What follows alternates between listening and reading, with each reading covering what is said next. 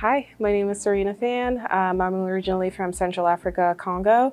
I lived in Houston, Texas before coming to Anguilla. Undergrad, I went to Penn State. I studied psychology, and right after that, I worked a bit of retail. I did a lot of volunteering back home in Congo with orphanages and hospitals, and mainly working with children, which is why I really wanted to do psychology at first, to be able to work with kids and trauma and stuff.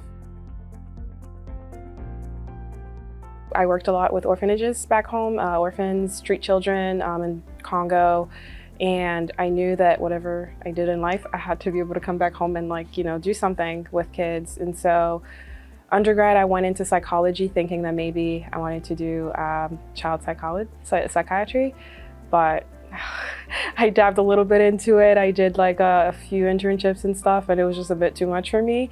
And my mom brought up the idea of maybe trying out pediatrics. And so that's when the whole med school idea came in the picture. I always knew I didn't want to go to medical school in the United States.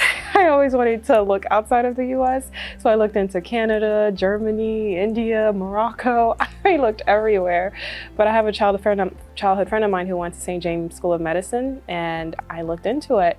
And I applied, I got accepted, did my interview, and everything went smoothly. I decided to come to Anguilla, one, because I'm not a huge crowd person, and I heard that St. Vincent is way bigger than Anguilla. The campus is way bigger, the island itself is way bigger, and Anguilla, on the other hand, I felt like I would be more comfortable, not just learning the material, but if I ever had any questions or I struggled, I'll feel more comfortable reaching out to people in a smaller environment as opposed to in St. Vincent. When I first moved to Anguilla, I didn't experience much of a cultural shock because it wasn't my first time moving away from home to a different country. I grew up in Congo, and then I moved to the States, and then within the States I moved 4 or 5 times. So I've always been used to moving, experiencing different cultures and stuff. And actually moving to Anguilla, I was more comfortable than when I first moved to the States because it reminded me so much of back home in Congo.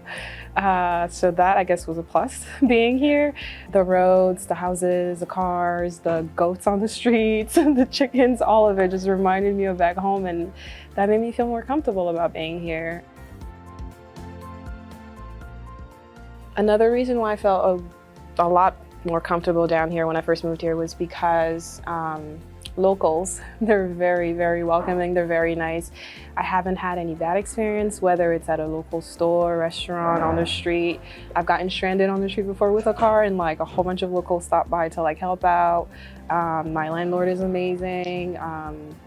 So that made me feel really good about being here. I didn't feel alone. I felt like I have people that I could rely on if I ever, having moved here by myself, it's always nice to know that you have people you can reach out to in case you're in trouble. So yeah.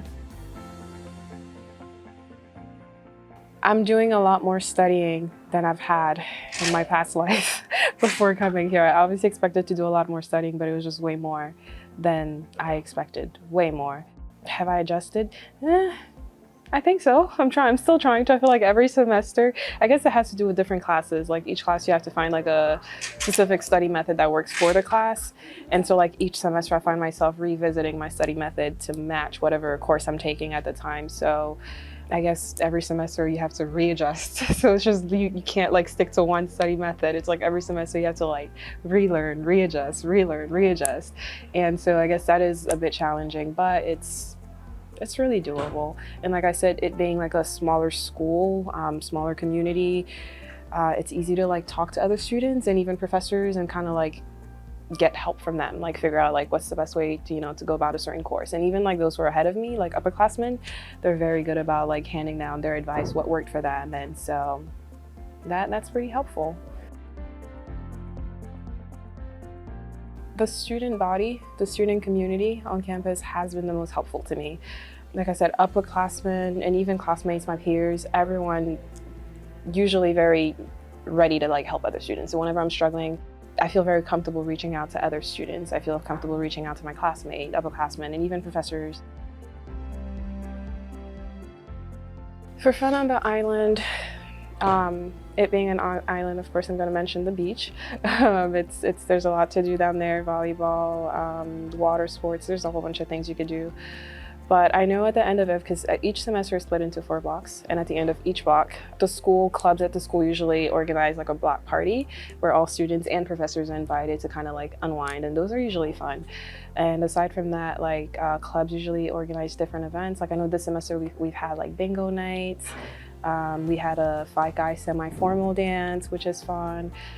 So within like our school, we organize like a whole bunch of different activities as well to just kind of get out of like the school mindset and just like have fun and unwind and stuff. Aside from that, the resorts are really beautiful to visit. That's usually one of the hot spots where everyone decides to go.